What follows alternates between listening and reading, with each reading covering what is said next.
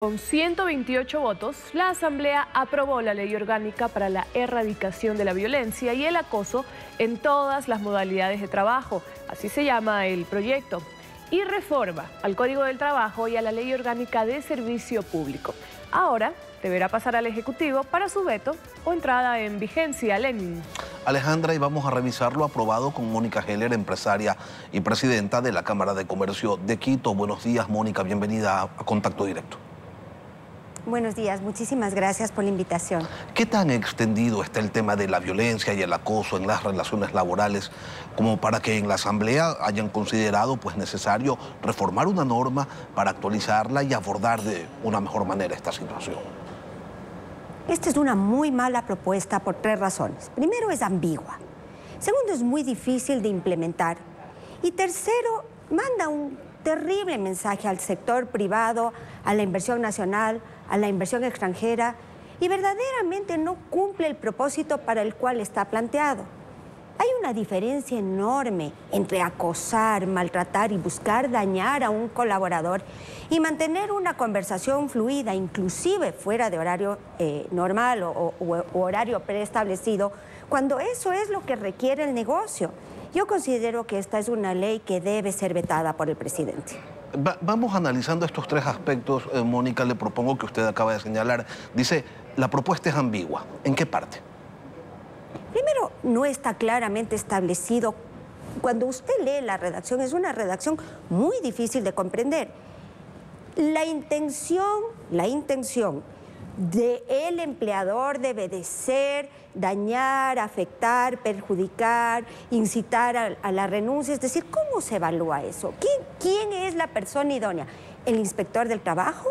¿Quién puede definir con qué intención le llamó el empleador a su colaborador un día sábado que tuvo una emergencia en la empresa? Le doy ejemplos.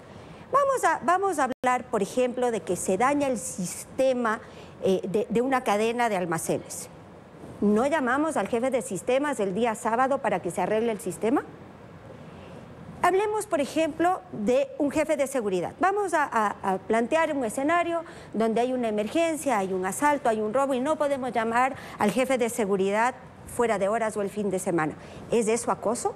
Es decir, está planteado de tal manera que es tan difícil entender quién incumple o quién es digno de sanción, que es una reforma que está, en mi concepto, mal redactada y mal planteada. Y efectivamente, cuando llegamos a la definición de acoso laboral, nos encontramos con una docena de párrafos y el tema se lo plantea de una manera tan amplia y tan extensa que lo que allí se determina, con lo que allí se determina prácticamente todo podría llegar a constituirse en acoso, dependiendo de la interpretación del trabajador o del inspector. Es completamente arbitrario. Además que depende de cómo se haya percibido una actitud o una disposición, no solamente de cómo se emanó. Tomando en cuenta todo esto... Y también, perdóneme, sí. Y también depende de la intención del colaborador. No solamente podemos juzgar la intención del empleador, también debemos juzgar paralelamente la intención del colaborador al hacer la denuncia. ¿Esto qué tipo de efectos, si llega a pasar tal como está aprobado por la Asamblea y sin ningún tipo de veto presidencial, qué efectos podría tener en las relaciones laborales? Es un muy mal mensaje. Primero yo quiero decirle que volvemos a un lenguaje que pretende polarizar, que habla de un empleador malo, nocivo, castigador, perverso. Yo le recuerdo que en el Ecuador el sector empleador y el sector trabajador son socios. El 15% de reparto de utilidades nos hace de facto socios. Lo que es bueno para la empresa es bueno para ambas partes. De tal manera que si usted está mandando un mensaje, que tomar decisiones o hacer llamadas o contactar a colaboradores en un momento donde la empresa lo necesita, si eso constituye acoso y es malo para el empleador, y para el empleado, y para la empresa, ¿cuál es el mensaje que estamos mandando al sector productivo? Hay una verdad, y es que la jornada laboral casi en ningún trabajo termina cuando se sale de la oficina, menos aún en estos tiempos donde la hiperconectividad propia de la posmodernidad hace que la gente continúe desarrollando actividades laborales fuera de los horarios de trabajo. De la misma manera, que en los horarios de trabajo existe la posibilidad de atender algunos asuntos domésticos. Pero esta ley... es que... Sí, Mónica. Perdóneme, es que la relación tiene que ser de absoluta reciprocidad y proporcionalidad. Yo entiendo que el objetivo, que el sentir es que no haya excesos, que no haya abuso, que no haya maltrato. Y eso está bien. Lo que no podemos es satanizar los conceptos y volverle una norma rajatabla que lo que va a hacer en esencia es primero perjudicar la operatividad de los negocios, pero segundo disuadir de la inversión tanto nacional y extranjera. Porque lo que le estamos diciendo al sector privado es que de facto no importa qué necesita el negocio y no importa lo que es bueno para el resultado final, lo único que es importante es darle un margen de valoración al Ministerio del Trabajo para que sancione a su criterio y libre albedrío sin importar la realidad del fondo o la conveniencia de las acciones. La incorporación de criterios como el de violencia patrimonial, cuando a alguien por alguna circunstancia se le hace pues una reducción salarial, ¿contribuye a la empleabilidad en el país? De ninguna manera. Es que mire, primero debemos dejar de satanizar al empleador. La gran mayoría de los empleadores en el Ecuador son gente buena, son gente que cumple la ley y como lo hemos visto una y otra vez en el Ecuador, cada vez que hay una necesidad de país, el sector privado, sin cuestionamiento y sin resistencia, se mete la mano al bolsillo y aporta. Eso debería dejarnos claro, que el sector productivo no busca ni afectar a sus colaboradores ni afectar la situación del país. Y de hecho, yo le reitero, la relación en la gran mayoría de los casos entre empleador y colaboradores es una buena relación. Pasamos más tiempo con nuestros colaboradores muchas veces que con nuestras propias familias. Hay cariño, hay aprecio, hay muchísimas horas de inversión, hay formación. Nadie en el sector privado que tiene un buen equipo, que tiene un buen colaborador, está buscando afectarle, dañarle o buscando que se vaya. Cuando se llega a esa situación donde hay una sanción, es porque de verdad hay un mal comportamiento. ¿Por qué únicamente nos dedicamos a analizar la reacción y no la acción que incentiva ese supuesto castigo? Es decir, ¿qué pasa cuando un colaborador roba? ¿Qué pasa cuando un colaborador daña? ¿Qué pasa cuando un colaborador no cumple? ¿Qué pasa cuando un colaborador tiene un mal comportamiento? ¿Cuáles son los recursos que tiene el empleador? Mire, en el Ecuador, sacar un visto bueno es más difícil que divorciarse. Y mientras más difícil sea el proceso de mantener funcionando un negocio, porque esa es la responsabilidad y la vocación del emprendedor, del dueño de empresa, del empleador. La obligación del sector productivo es mantener las empresas funcionando, hacer que sean productivas para que puedan cumplir sus responsabilidades, para que puedan pagar los sueldos, para que puedan aportar en los impuestos, para que puedan generar economía y progreso. Si lo único que hacemos es buscar marcos legales que cohíben el buen funcionamiento de las empresas, prontamente no tendremos un sector productivo que le dé espacio a la empleabilidad en el Ecuador. Y de hecho lo estamos ya viendo. No hemos visto crecimiento en el empleo pleno. Ecuador es un país que adolece de un alto nivel de desempleo. Y esto se da porque no hay plazas de trabajo. Y yo les recuerdo que el 90% del empleo lo genera el sector privado en el Ecuador. Mónica. Mientras menos voluntad de inversión haya, menos empleo habrá para los ecuatorianos. Y si se elimina, de acuerdo a este proyecto, un área en una empresa y se traslada al colaborador a otras funciones porque es valioso, porque aporta pues al desarrollo de la organización, y esa persona no está de acuerdo, resulta que es violencia psicológica de acuerdo a este proyecto de ley. Cuesta arriba quedaría entonces el manejo de las relaciones laborales. ¿En qué cree usted, Mónica, que pudo estar pensando el legislador a la hora de construir este paquete de reformas? Yo tengo que pensar que la intención es buena. Yo creo que en el fondo hay una preocupación por el bienestar del sector colaborador y eso está bien. Yo reitero que los excesos están fuera de lugar y no deben darse y deben ser sancionados.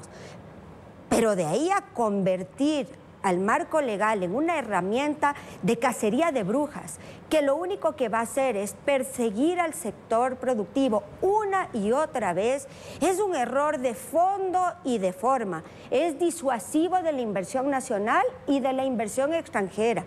Será el causante, sin duda alguna, de un crecimiento en el desempleo en el Ecuador y a corto plazo empezaremos a ver un Ecuador cada vez más empobrecido y no más productivo y no con optimismo mirando al futuro.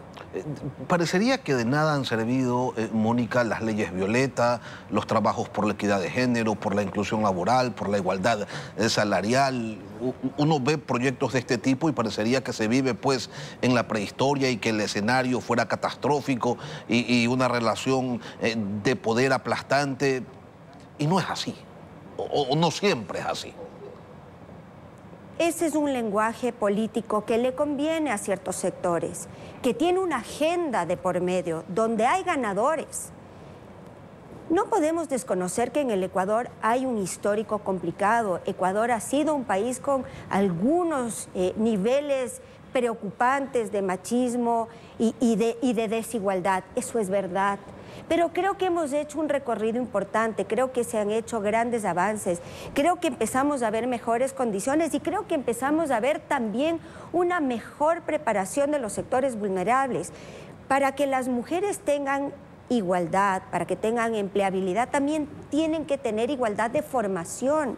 Y estamos haciendo grandes avances en la formación de la mujer ecuatoriana. Vemos que cada vez más nuestras niñas estudian carreras STEM que dan más empleabilidad y que dan mejores retribuciones económicas. Es decir, este es un proceso, pero castigar a rajatabla lo que es y lo que no es, porque lo peligroso en este escenario no es que se castigue lo correcto, es que se está castigando todo, lo que corresponde y lo que no corresponde, además de que se está dando amplio margen de decisión a personas que a lo mejor no tienen los insumos o no tienen la intención correcta. Y lo que haremos finalmente es castigar una y otra vez, con razón y sin razón, hasta que se merme por completo la voluntad de inversión, la voluntad de generar estructura y la voluntad de generar trabajo en el Ecuador. ¿Y dónde podrían estar los ajustes precisamente para que no haya esa potestad indiscriminada de sancionarlo todo? Porque tampoco podemos negar que sí existen pues, casos de violencia, casos de acoso en algunas empresas.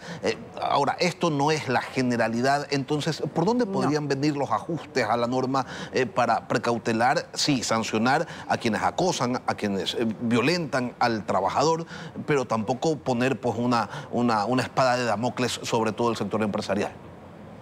Los crímenes deben estar tipificados por la ley y deben ser sancionados por la ley. El que pega debe ser castigado, el que es violento tiene que ser castigado, en fin, eso lo debe normar la ley ecuatoriana. Pero en el marco laboral, abrir un espacio tan grande donde cualquier cosa puede ser interpretada como acoso con mala intención es perverso, es verdaderamente nocivo y es perverso. Y yo espero, Lenin, que el presidente vote esta ley porque no cumple su propósito, porque está mal redactada y porque manda un pésimo mensaje al sector productivo. Ahora, es una visión extendida esta que existe contra el sector privado, ¿no? El sector privado es malo, maltrata al trabajador, el sector privado, como gana mucho, impuesto sobre el impuesto que ya pagó, no importa que no sea legal, porque tienen plata y además de eso, pues son violentos, son acosadores. ¿No lo sienten ustedes como un cargamontón por parte de quienes deberían trabajar con ustedes en conjunto, me refiero a los políticos, para mejorar las condiciones de vida de los ciudadanos? Sin duda alguna. Mire, hay buenos empresarios. Yo defiendo acérrimamente que la gran mayoría de los emprendedores y empresarios ecuatorianos son buenos. Pero hay excepciones, por supuesto que hay excepciones, como hay excepciones entre los médicos o los profesores o los arquitectos, y a esos hay que sancionarles con la ley. El incumplidor de la ley debe ser sancionado con la pena de la ley. Pero lo que está pasando en el Ecuador es que estamos adoptando un lenguaje y una normativa que es sancionadora al grupo en colectivo. hemos aprendido que eso da réditos políticos y además hemos aprendido que el sector productivo finalmente es el que puede pagar las facturas sin importar las consecuencias. Vamos a una serie de impuestos únicos y extraordinarios que ni son únicos ni son extraordinarios. Una y otra vez se castiga y se sataniza al sector productivo. Y yo me sorprendo porque digo, el sector productivo en el Ecuador en su gran mayoría cumple con todas sus obligaciones de la ley, pero además genera país, genera inversión, genera progreso, trae innovación, se mantiene firme en el Ecuador, cree en su país, ayuda en las emergencias y aún así una y otra vez es víctima de embates que no se justifican y que no se merece. Ojalá el Ecuador cambie su lógica, cambie su lenguaje y cambie su forma de mirar al sector productivo, porque esa es la fórmula para el éxito y el progreso, para poder darles a nuestros hijos un país con empleo, con progreso y con optimismo, y no un país que perpetúe la pobreza y la desesperanza. Mónica Heller, presidenta de la Cámara de Comercio de Quito. Gracias, Mónica, por acompañarnos hoy aquí en Contacto Directo. Gracias por su invitación, es siempre